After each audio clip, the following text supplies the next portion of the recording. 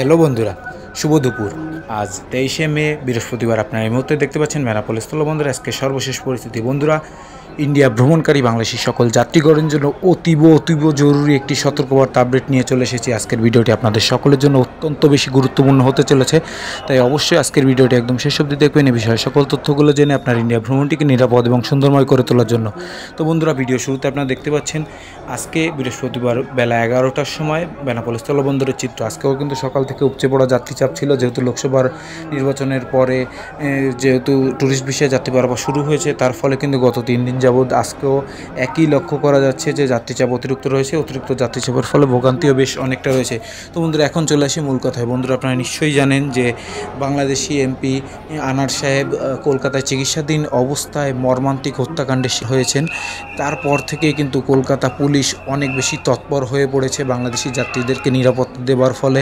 আর কেন্দ্র সরকার থেকে ইতিমধ্যে সিদ্ধান্ত গ্রহণ করা হয়েছে দেশের সকল অভ্যন্তরীণ স্থলবন্দর পাশাপাশি বিমানবন্দরেও কিন্তু অতিরিক্ত সতর্কতা জারি করা হয়েছে। সকল যাত্রীদেরকে অতিরিক্ত হারে তল্লাশি করা হচ্ছে এবং অনেক বেশি যাত্রীদেরকে প্রশ্ন করা হচ্ছে কোথায় যাচ্ছেন, কেন যাচ্ছেন, কতদিন থাকবেন। সব মিলিয়ে কিন্তু একটা অতিরিক্ত কঠোরতম পরিস্থিতি সৃষ্টি হয়েছে।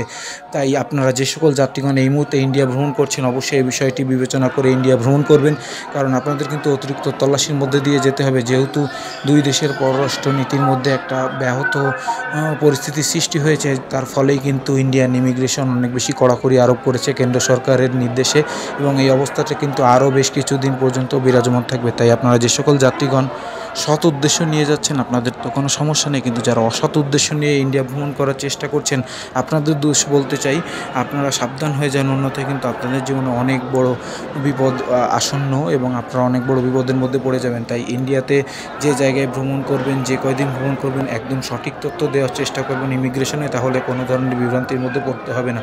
তো বন্ধুরা, এই ছিল আমাদের কাছে বেনাপোল স্থলবন্দর তথাকথিত ইন্ডিয়া ভ্রমণ সম্পর্কিত সর্বশেষ সংবাদ। পাশে থাকবেন, সাথে থাকবেন। ধন্যবাদ।